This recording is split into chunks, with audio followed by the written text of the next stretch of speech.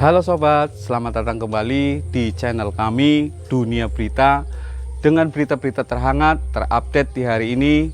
Jangan lupa like, komen, dan subscribe-nya. Mantap! KPK siap laksanakan permintaan Menko Polhukam mengungkap praktik mafia tambang. Tribun-video.com, Jakarta, Komisi Pemberantasan Korupsi, KPK, siap membantu Menteri Koordinator Bidang Politik, Hukum, dan Keamanan, Menko Polhukam, Mahfud MD mengungkap praktik mafia tambang. Hal itu disampaikan Kepala Bagian Pemberitaan KPK Ali Fikri, Selasa, 8 November 2022.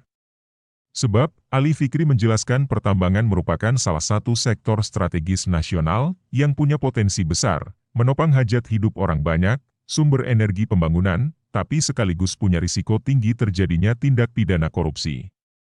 Menanggapi pernyataan Menko Polhukam Bapak Mahfud MD, terkait rencananya menggandeng KPK dalam mengungkap perkara mafia tambang di Indonesia, kami tentu menyambutnya dengan baik, kata Ali, Selasa, 8 November 2022.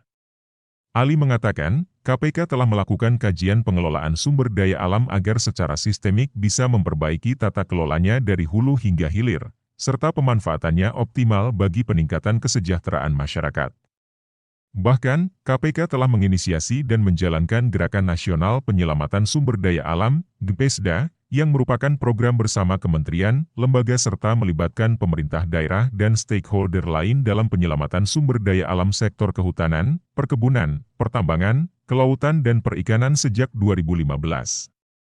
Terbaru, disebutkan Ali, KPK melalui Kedeputian Bidang Koordinasi dan Supervisi membentuk Satuan Tugas, Satgas, Perbaikan Tata Kelola Pertambangan. Terdiri dari KPK, Kementerian Investasi, Badan Penanaman Modal, Kementerian Energi dan Sumber Daya Mineral, dan pemerintah daerah. Satgas dibentuk untuk melakukan koordinasi dan evaluasi tata kelola dan perizinan sektor pertambangan di Indonesia, kata Ali.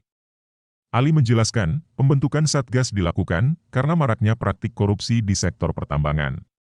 Mulai dari banyaknya penerbitan izin usaha pertambangan yang tidak berstatus clean and clear, hingga banyak tumpang tindih hak guna usaha yang berada di lokasi izin pertambangan dan lokasi izin usaha pemanfaatan hasil hutan kayu pada tanaman industri, IUP-HTI. Untuk itu, perlu dilakukan koordinasi dan evaluasi secara menyeluruh dari berbagai pihak di sektor pertambangan, agar risiko korupsi itu bisa dicegah, dan secara simultan memberikan kontribusi pada penerimaan negara secara optimal, kata Ali. Pernyataan Mahfud soal mafia tambang bermula dari kalimat seorang mantan anggota Polri di Polresta Samarinda, Aibtu Ismail Bolong, beberapa waktu lalu yang mengaku telah menjalankan bisnis sebagai pengepul batu bara ilegal yang beroperasi di sejumlah wilayah di Kaltim. Bisnis batu bara ilegal tersebut dilakukan saat dirinya masih aktif sebagai anggota Polri. Ismail Bolong mengeklaim telah menyetorkan uang 6 miliar rupiah ke seorang jenderal yang bertugas di Mabes Polri. Hal itu dilakukannya supaya bisnis ilegalnya dapat berjalan dengan lancar. Belakangan, Ismail meralat pernyataannya itu.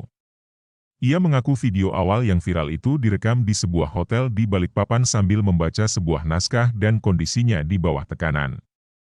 Dia juga mengatakan tidak mengenal jenderal di Mabes Polri yang dimaksud, hingga tak ada penyerahan uang seperti yang disampaikan sebelumnya.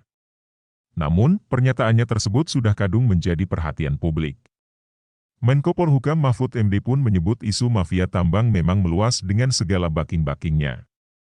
Mantan Ketua Mahkamah Konstitusi, MK, itu bahkan menyebut, hingga saat ini masih banyak laporan diterima soal mafia tambang. Karena itu, Mahfud akan berkoordinasi dengan KPK untuk membuka berkas tentang modus korupsi di pertambangan hingga perikanan. Editor, Resturiawan. Video Production, Rahmat Gilang Maulana. Sumber, tribunnews.com